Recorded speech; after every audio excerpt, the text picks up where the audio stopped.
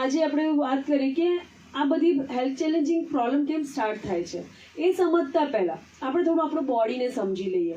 તો આપણું બોડી છે ને પંચતત્વથી બન્યું છે. પુરાણો કાળથી કહીએ છીએ કે આપણું બોડી પંચતત્વથી બન્યું છે. પંચતત્વ કયા? કોઈ કહેશે જે નવા આવ્યા છે એમાંથી? પંચતત્વ સાહેબ આપને ખ્યાલ? આપણે ભણવામાં આવ્યું હતું. હવા, પાણી, ખોરાક, સૂર્ય અને પૃથ્વી તત્વ. બરાબર? આ પાંચે પાંચ તત્વોથી આપણું બોડી બન્યું છે.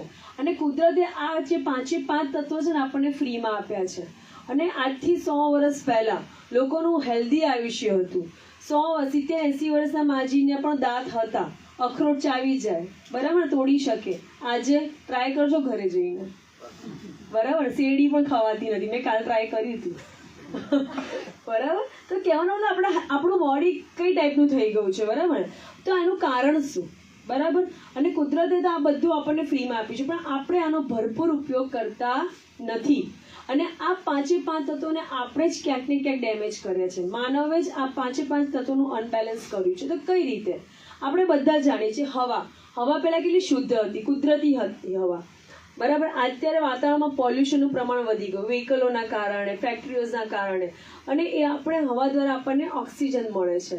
અને એ હવા અત્યારે આપણે ઓક્સિજન પણ કેવો લઈ રહ્યા છે? અશુદ્ધ ઓક્સિજન. ઇનડાયરેક્ટલી બોડીમાં કેમિકલ જમા થાય છે. પહેલાં નેચરલ હતું. અત્યારે વેકેશન પડશે એટલે બધા લોકો હિલ સ્ટેશન પર જશે, પણ કેટલા દિવસ? 2-3 દિવસ, અઠવાડિયું મેક્સિમમ.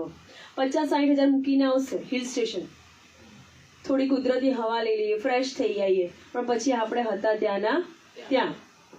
એટલે આપણે હવા અશુદ્ધ કરી નાખી. પછી આવે પાણીની વાત.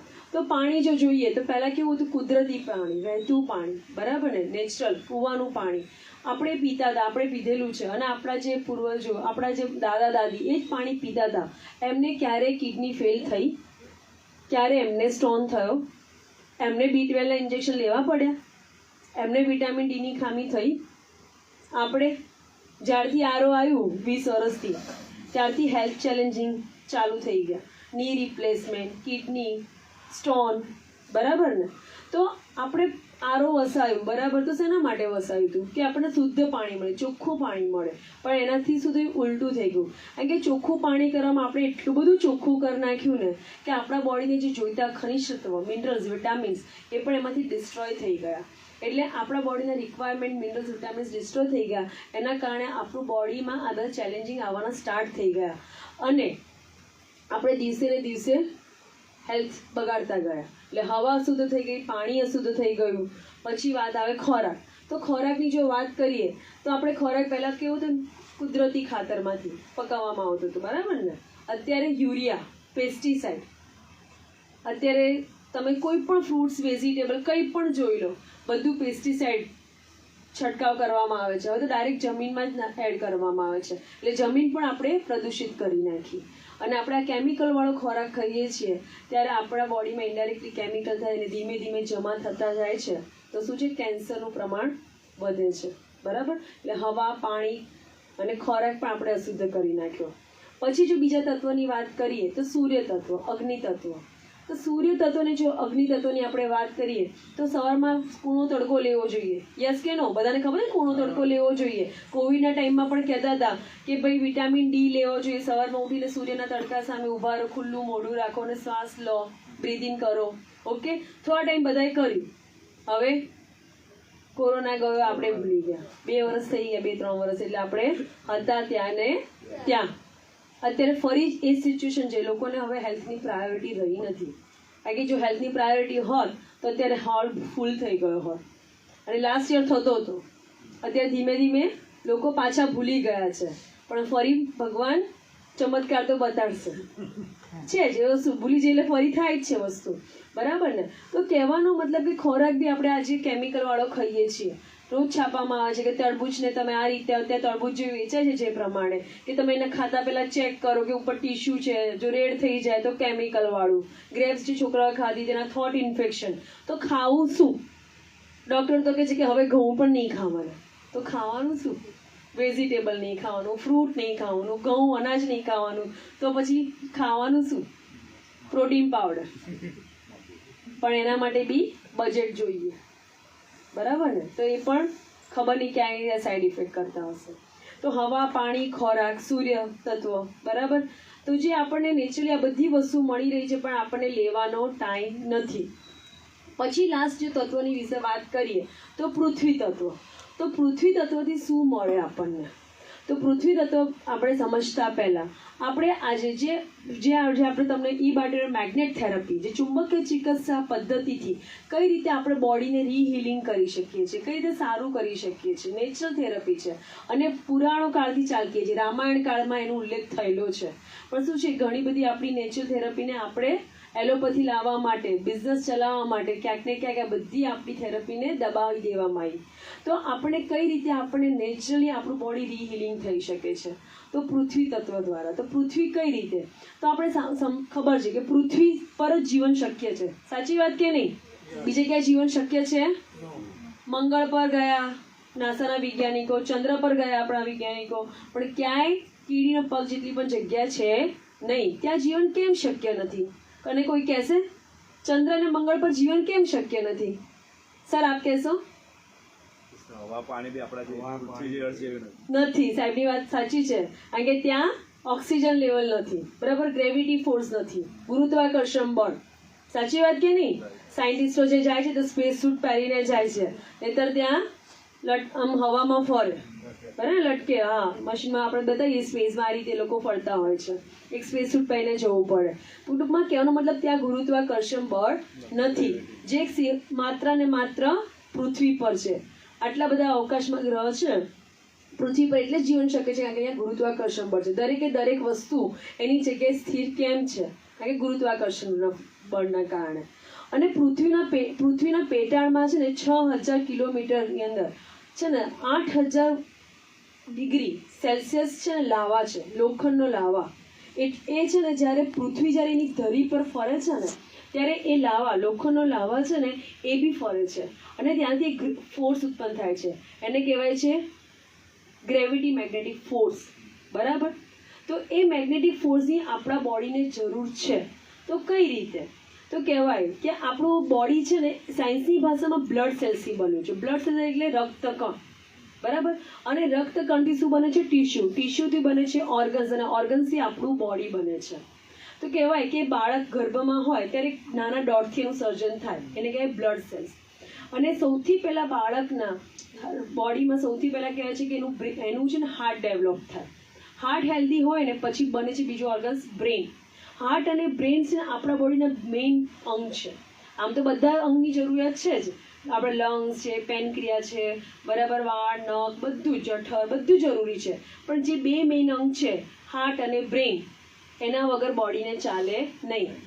બધું ફંક્શન જો બરાબર કરવું જોઈએ તો હાર્ટનું કામ શું છે? બોડીને લોહી પહોંચાડવાનું. દરેકે દરેક સેલ્સ ઓર્ગન્સને લોહી પહોંચાડવાનું કામ હાર્ટ કરે છે. વન ટાઈપ ઓફ મોટર, બરાબર. આપણા ઘરે પાણીની ટાંકી છે તો તમારી ઘરે નળમાં પાણી આવે છે તો નીચે ટાંકી હશે, બરાબર, નીચે ગ્રાઉન્ડમાં, પછી ઉપરની ટાંકી હશે, પછી નળમાં પાણી આવે છે. નીચેથી ડાયરેક્ટ આપણા નળમાં તો આવતું નથી. તો નીચેની ટાંકીમાંથી ઉપરની ટાંકી ભરવી હોય, બરાબર, તો એક મોટર મૂકી હશે તો જ ઉપરની ટાંકી ભરાય. સમજો કે એને પાવર જોઈએ છે, 450 વોટનો પાવર જોઈએ છે અને 1 કલાકમાં ટાંકી ભરાય. પણ કોઈક કારણસર એને જો એ પાવર ઓછો મળે તો ઉપરની ટાંકી ભરાશે? ભરાશે ખરી, પણ સ્લો ભરાશે, બરાબર. અત્યારે ક્યાંક ને ક્યાંક આપણા હાર્ટનું જે કામ છે ને પ્રોપર બ્લડ સર્ક્યુલેશન, બધાને શરીરના અંગોને લોહી પહોંચાડવાનું, શુદ્ધ લોહી પહોંચાડવાનું અને અશુદ્ધ લોહી ખેંચવાનું. તો ક્યાંક ને ક્યાંક આપણી આ મોટર છે ને ડિસ્ટર્બ છે, આપણું હાર્ટ ડિસ્ટર્બ છે. તો કેમ ડિસ્ટર્બ છે? તો આપણે એ જોઈએ. કારણ કે આપણે બધાની પાસે મોબાઈલ છે, કોઈકની પાસે નોકિયાનો, કોઈકની પાસે સેમસંગ હશે, કોઈની પાસે વનપ્લસ, કોઈકની પાસે એપલ હશે. દરેકે દરેક 50,000થી 1.5 લાખ સુધીના ફોનો હોય છે. તો એવું સાંભળ્યું કે 1.5 લાખના ફોનને ચાર્જિંગ નહીં કરવું પડતું ને એમાં ટાવર ના આવે તોય ચાલે. તો 1.5 લાખ શું કરવા આપીએ આપણે? તો 15,000 ફોન ના લેવાય. 1 લાખવાળા ફોનને બી ચાર્જિંગ કરવો પડે છે, 15,000 ફોનને ચાર્જિંગ કરવું પડે છે, પેલામાંય ટાવર જોઈએ છે અને આમાંય ટાવર જોઈએ છે.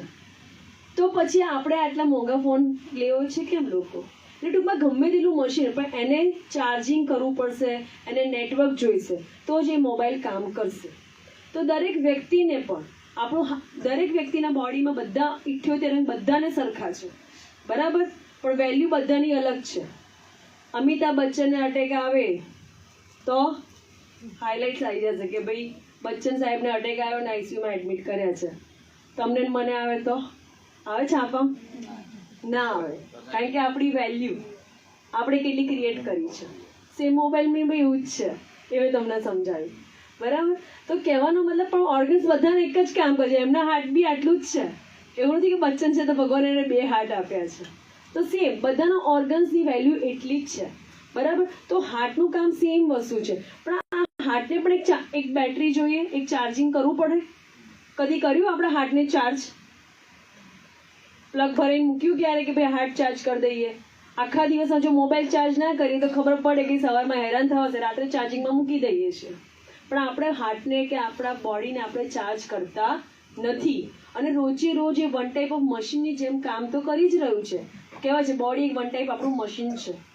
તો અત્યારે આની કાર્યક્ષમતા એટલી ઓછી થઈ ગઈ છે. દરેક વસ્તુ આપણે એને શું કહેવાય કે એને આપણે સર્વિસ ના કરીએ તેની કાર્યક્ષમતા ઓછી થાય. તો આપણા બોડીની બી કાર્યક્ષમતા અત્યારે ઓછી થઈ ગઈ છે. અને અત્યારે એટલે જ નવા મેડિકલ ઇમરજન્સી આપણે ક્રિએટ થાય છે. બરાબર, તો હાર્ટનું જે કામ છે કે એને એક પાવર જોઈએ, તો એ પાવર મળે છે એને અર્થમાંથી. તો કઈ રીતે અર્થમાંથી મળે છે? આપણે બહુ સાયન્ટિફિક ભાષામાં નહીં જવાય, આપણે મને સમજણ પડે છે એટલે હું બહુ ઇઝી લેંગ્વેજ રીતે સમજાવવાનું ટ્રાય કરીશ કે આપણા હાર્ટની એક એનર્જી, હાર્ટથી આપણને એક એનર્જી મળે છે. તો પહેલાંના ટાઈમે ડૉક્ટર, અત્યારે બી ડૉક્ટર તો કહે જ છે કે ખુલ્લા પગે ચાલુ, કહે છે ને, પણ આપણે કઈ રીતે ચાલીએ છીએ? શૂઝ પહેરીને ટ્રેડમિલ પર ચાલીએ છીએ. 1 કલાક ટ્રેડમિલ પર વોક કર્યું, આટલી કેલરી બર્ન કરી, એટલે પછી ટ્રેડમિલમાં વોક કરતા કરતા રન કરતા હાર્ટ અટેક આવે છે. સાચી વાત કે નહીં? પછી કાનમાં શું હોય? ભૂંગળા ભરેલા હોય. મોબાઈલ ચાલુ, સોંગ ચાલુ કાનમાં, જોરદાર રેડિયેશન, અને તમે ટ્રેડમિલ પર ચાલો છો. કે આટલા સારા સારા સેલિબ્રિટી કહેવાય ને કે કેમ એમની ડેથ થઈ ગઈ? બોડી તો પરફેક્ટ લાગતું હતું બહારથી, તો અંદરથી બી હોવું જ જોઈએ. પણ જીમમાં લોકોના મેક્સિમમ ડેથ થાય છે. અત્યારે તો ડાન્સ કરતા કરતા, વોક કરતા કરતા, વાત કરતા કરતા બી ભાઈ ઢળી પડ્યા. તો બરાબર, તો રોજે રોજ જે હાર્ટની એક એનર્જી જોઈએ છે એ એને ત્યાં પ્રોપર મળતી નથી, અને એ મળે છે અર્થથી. ખુલ્લા પગે જ્યારે ચાલીએ છીએ ને તો આપણને એક મેગ્નેટિક એનર્જી મળે છે. અને દરેકે દરેક પૃથ્વી પર જે જીવસૃષ્ટિ છે ને એ દરેકે દરેક જીવસૃષ્ટિને જરૂરી છે. પણ માણસ સિવાયનું દરેકે દરેક પ્રાણી એ લે છે, માણસ જ હોશિયાર છે એટલે લેતો નથી. એટલે 5000ના શૂઝ પહેરે છે અને પછી ચાલે છે, ઘરમાંય ચપ્પલ પહેરે છે. બરાબર, અને સરકારે રોડ તો ભાઈ ધૂળ આવે છે. ફોરેનમાં તો ધૂળ જ નથી આવતી, એવા જ રોડ કરી નાખો એટલે બહાર ક્યાંય જમીન રહી નથી. અહીં કોઈને ધૂળ ગમતી નથી. બાળકોને પણ આપણે પહેલાં મમ્મીઓ બાળકોને રમવા દેતી માટીમાં. અત્યારે કે બેટા ગંદુ થઈ જાય, ચલ કે કપડાં ગંદા થઈ જાય છે. માટીમાં બાળકને રમવા દેતા નથી. બાળક ક્યાં રમે છે? Mobile games. બરાબર, પહેલાંના બાળકોની ઇમ્યુનિટી પાવર સારી હતી. અત્યારે બાળકોને સિઝન ચેન્જ થાય, આપણને થાય, અને આપણને બીમાર થઈ જઈએ છીએ. તો ટૂંકમાં પૃથ્વીથી જે આપણને એનર્જી મળવી જોઈએ મળતી નથી. અને જોજો કૂતરા, બિલાડા, ગાય, ભેંસ, દરેકે દરેક પ્રાણી એ પૃથ્વીના ટચમાં છે તો એમને મેગ્નેટિક ફોર્સ મળે છે, અને એ ફોર્સથી એ લોકો હેલ્ધી રહે છે. એ લોકોને આઈસીયુમાં લઈ ગયા, કદી એમની એમ્બ્યુલન્સ બોલાવી? પણ જોજો જે ઘરમાં રહે છે ને પાલતુ પ્રાણી, એ લોકોની દર વખતે મહિને ટ્રીટમેન્ટ કરાવવી પડે છે, ડૉક્ટરને લઈ જવા પડે છે. પણ રોડ ઉપરના કૂતરા બિલાડાને લઈ જવા પડતા નથી, કારણ કે એમને કશું પણ થાય છે. બરાબર, તો એ ખાડો ખોદીને જમીન પર સૂઈ જાય છે. તો કહેવાનો મતલબ કે આપણને જે પૃથ્વીથી જે મેગ્નેટિક એનર્જી મળવી જોઈએ એ પૂરતા પ્રમાણમાં મળતી નથી. પહેલાંના લોકો ખુલ્લા પગે ચાલતા હતા, કાચા મકાનમાં રહેતા હતા. અને બીજું, આજે આપણે ક્યાં રહીએ છીએ? લોખંડના જંગલમાં. આપણા 2 ફીટમાં લોખંડ છે, પાકા મકાનો. બરાબર, નીચે આપણે જઈએ તો વ્હીકલ પણ લોખંડ. અને મેં જે કીધું પૃથ્વી ચુંબકનો ગોળો છે, અને ચુંબક અને લોખંડ શું કહેવાય? એકબીજાને આકર્ષે છે. પહેલાં લોખંડનો આટલો વપરાશ નહોતો, અને દિવસે દિવસે હવે તમે પોતે જ પોતાની જાતે પૂછો, અમદાવાદમાં દિવસે દિવસે લોખંડનો વપરાશ વધવાનો કે ઘટવાનો? કારણ કે પરમિશન મળી ગઈ 50-55 માળની બિલ્ડિંગોની, વધવાનો જ છે. બરાબર ને? તો આ લોખંડ શું થાય છે કે જે નેચરલ જે મેગ્નેટિક એનર્જી છે ને લોખંડ એબ્ઝોર્વ કરી લે છે. આપણને જે જરૂરિયાત છે રોજની 40% એ મળતી નથી, પૂરતા પ્રમાણમાં મળતી નથી. એટલે આપણું હાર્ટ ડિસ્ટર્બ છે. અને બીજી વસ્તુ, આપણા જોડે મોબાઈલના રેડિયેશન. મોબાઈલ પહેલાં હતા નહીં. જ્યારથી એ 4G 5G લોન્ચ થયું ત્યારથી કેસ વધી ગયા હાર્ટ એટેકના, કેન્સરના રેડિયેશનના કેસના કારણે કેન્સરના કેસ વધી ગયા, બરાબર ને? તો આ બધા ચેલેન્જિંગ સ્ટાર્ટ થઈ ગયા. પણ તમે જોજો, ગૂગલ પર સર્ચ કરશો ને તો સૌથી લાંબુ આયુષ્ય ક્યાંના લોકોનું? જાપાનના લોકોનું. તો જાપાનની ટેકનોલોજી તો આપણા કરતાં પણ સારી છે, આપણાથી 50 વર્ષ આગળ છે. તો ત્યાં તો 60-70 વર્ષના લેડી છે ને કે જેન્ટ્સ છે સાયકલિંગ કરી શકે છે, વોકિંગ કરી શકે છે, પણ આપણે અહીંયા 30-40 તો ખખડી જઈએ છીએ, બરાબર ને? 50 તો બહુ થઈ ગયા કે હવે તો પતી ગઈ, અને 60 તો કે ઓવર, હે ને? એટલે આપણે પોતે જ એક્સેપ્ટ કરી લીધું છે વસ્તુને, બરાબર? તો કહેવાનો મતલબ કે ત્યાંના લોકો કઈ એવી ટેકનોલોજી યુઝ કરે છે. તો જાપાનમાં શું છે, ભૂકંપ બહુ આવે છે, બરાબર? સાંભળ્યું છે ને જાપાનમાં? અને આપણે અહીંયા બી ભૂકંપ આવ્યો હતો ત્યારે શું કહેતા હતા? મેગ્નેટની પ્લેટો ખસે છે. તો પૃથ્વીના પેટર્નમાં 600 ફીટ માઇનિંગ કરીને આપણને નેચરલી મેગ્નેટિક ફોર્સ મળે એ માટે નેચરલ નિયોડિયન બાયોમેગ્નેટ દ્વારા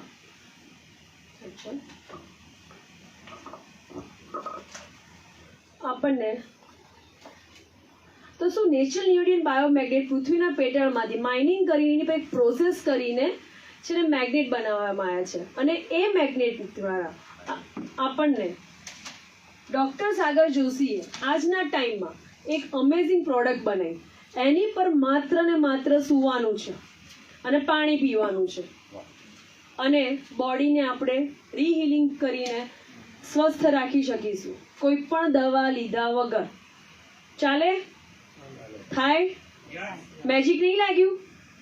આવું સાંભળીને મને તો મેજિક જ લાગ્યું હતું કે શું હું તો રોજ સૂવું જ છું, પાણી પણ રોજ પીવું જ છું. તો મેં તો આ બે વસ્તુ તો કરીએ જ છીએ. તો કીધું સાહેબે કે આ વસ્તુની થોડીક પદ્ધતિ ચેન્જ કરવાની છે. અને આપણને ખબર છે કે શરીરમાં રોગ ક્યારે પણ આવે છે તો ડૉક્ટર પહેલાં શું કરે છે, આપણા હાર્ટબીટ ચેક કરે છે, પછી શું કરશે, બ્લડ ટેસ્ટ કરાવશે. એટલે રોગ ક્યાં હોય છે? બ્લડમાં. અને ડૉક્ટર સેવા કોની ઓર્ગન્સની ટ્રીટમેન્ટ કરે છે, બરાબર ને? અને સૌથી પહેલાં આવી એક અમેઝિંગ પ્રોડક્ટ બનાવી, જોરદાર ક્લેપિંગથી જાય ડૉક્ટર સાગર જોશી માટે, કે માત્ર સૂવાથી અને પાણી પીવાથી આની પર આપણું બોડી નેચરલી રીહિલિંગ થશે. આ કોઈ પણ ઓર્ગન્સને છે ને આ કોઈ મેડિસિન્સ નથી કે તમારા છે ને હેલ્થ ઇસ્યુ દૂર કરે. આ એક સાયન્ટિફિક રીઝન છે કે ભાઈ તમારું પ્રોપર બ્લડ સર્ક્યુલેશન થશે આની પર સૂવાથી. કારણ કે આની અંદર જે નેચરલ નિયોડિયન બાયોમેગ્નેટ છે, આજે પૃથ્વીના પેટર્નમાંથી 600 ફીટ માઇનિંગ કરીને પ્રોસેસ કરીને આ રેર અર્થ નેચરલ નિયોડિયન બાયોમેગ્નેટ દ્વારા આખી અમેઝિંગ પ્રોડક્ટ બનાવી છે. નોર્થ પોલ અને સાઉથ પોલ તરીકે ગોઠવવામાં આવી છે અને આપણે આની પર સૂવાનું છે. તો કઈ રીતે પ્રક્રિયા છે? આપણે જ્યારે સૂઈશું તો આપણા બોડીમાં શું છે? બ્લડ, રક્તકણ, એટલે શું કહેવાય? આયનના કારણે આપણા શરીરનો લોહીનો રંગ લાલ છે. તો આયન શું કરશે? નેચરલી મેગ્નેટને એટ્રેક્ટ કરશે. મેં કીધું મેટલ અને લોખંડ શું, મેટલ અને લોહી ચુંબક બેને એટ્રેક્ટ કરે છે. તો નેચરલી આપણે રાત્રે સૂઈશું તો આપણા શરીરમાં રહેલું લોહીમાં આયન કોમ્પોનન્ટ મેગ્નેટને એટ્રેક્ટ કરશે અને નોર્થ પોલ અને સાઉથ પોલ પ્રક્રિયા દ્વારા, પુલપુષ પ્રક્રિયા દ્વારા આપણા શરીરના દરેકે દરેક ઇચ બ્લડ સેલ્સને ઓક્સિજનેટેડ બ્લડ મળશે. ઓક્સિજનેટેડ પૂરું બ્લડ મળશે તો આપણા બ્લડ સેલ્સ હેલ્ધી રહેશે. બ્લડ સેલ્સ હેલ્ધી એટલે ટિશ્યુ હેલ્ધી તો ઓર્ગન્સ હેલ્ધી તો બોડી હેલ્ધી. તો આ રીતે આપણે મૂળમાંથી આપણો રોગ મટાડી શકીશું, કોઈ પણ જાતની બીમારી. Thank you. હા, એક વસ્તુ છે કે આ એક જ વ્યક્તિ એક પ્રોડક્ટ યુઝ કરવાની, એવું નહીં કે ઓસીકો તું લે અને મેટ્રેસ હું લઉં છું. અને આ જે સાહેબે અલગથી પીલો કેમ આપ્યું એ તમને ક્વેશ્ચન હશે. અલગથી પીલો એટલે આપ્યું છે કે આપણા માથામાં આપણું છે બ્રેઇન છે ને રાત્રે પણ એક્ટિવ હોય છે, આપણે સૂઈ જઈએ તો બી, બરાબર? આપણું હાર્ટ એન્ડ બ્રેક બહુ સેન્સિટિવિટી છે અને આપણા બ્રેઇનમાં બ્લડ સર્ક્યુલેશન છે ને રાઉન્ડમાં થાય છે અને બોડીમાં નીચેથી ઉપરની તરફ. એટલે બ્રેઇન માટે અલગ પીલો છે અને એ રીતે આપણે ગોઠવીને અને પ્રોપર યુઝ કરવાની છે. આ પ્રોડક્ટ વોશેબલ નથી, કારણ કે વોશ કરી શું થાય કે એની જે અંદર રીતે મેગ્નેટાઇઝ કરીને આમ મેગ્નેટ છે તેને સાયન્ટિફિક રીતે ગોઠવવામાં આવ્યા છે. વોશ કરીએ તેની પોઝિશન ચેન્જ થઈ જાય. મેગ્નેટને કશું થવાનું નથી અને કોઈ જગ્યાએ ચાર્જિંગ બી નથી કરવાનું. તમે ક્યાંક બીજી જગ્યાએ જાઓ અઠવાડિયું 10 દિવસ માટે તો ઇઝીલી કેરી કરીને લઈ જઈ શકો છો. અને રાત્રે આપણા જે ગાદલું છે એની પર પાથરીને સૂવાનું છે, ઉપર ચાદર પાથરી દેવાની. તો આ રીતે રાત્રે સૂવાનું અને પાણી, જે મેં તમને પાણીની વાત કરી કે આપણા બોડીમાં 70% પાણીની જરૂરિયાત છે. જો 70% જે મેં કીધું ને, આપણે જે પાણી પી રહ્યા છે ને, મૃત પાણી પી રહ્યા છે, ચોખ્ખું છે પણ એમાં કોઈ જ મિનરલ્સ વિટામિન્સ નથી. જો આપણે એ પાણીમાં મિનરલ્સ વિટામિન્સ એડ થાય, આ રીતે પાણીની આપણા ઘરની જે બોટલ હોય છે ને એની પર આ રીતે રેપ કરી દેવાનું, તો શું થશે? પાણીમાં શું છે? ઓક્સિજન, અને આ હાર્ડ વોટર છે. તો આ મેગ્નેટિક પેડથી, આમાં બી મેગ્નેટ છે, નેચરલ બાયોમેગ્નેટ. તો મેગ્નેટ અને પાણીને શું કહેશે? એને ચાર્જ કરશે અને એના મોલિક્યુલ સોફ્ટ થશે.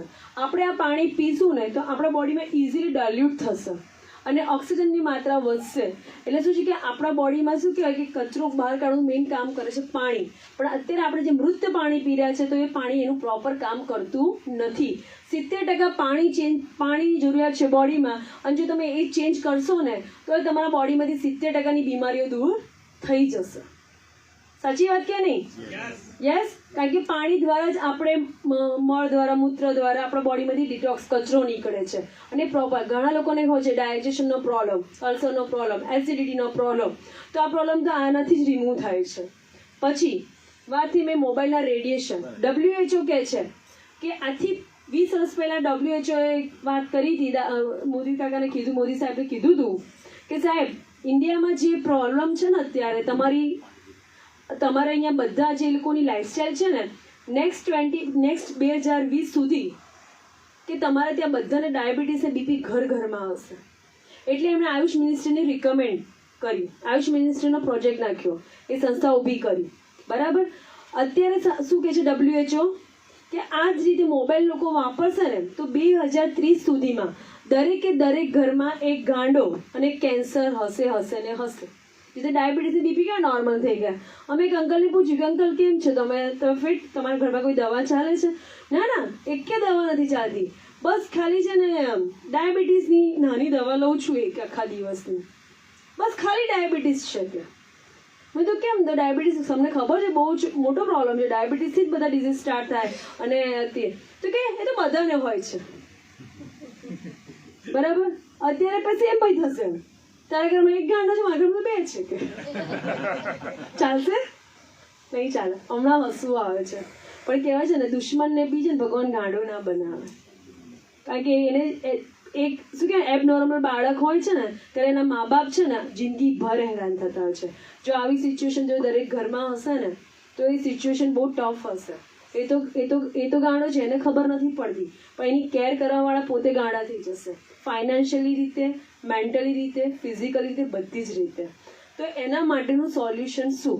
અને આજે જે મોબાઈલનો વપરાશ આપણે જે કરી રહ્યા છે તો એનું કોઈ આપણે પ્રોટેક્શન લઈ રહ્યા નથી.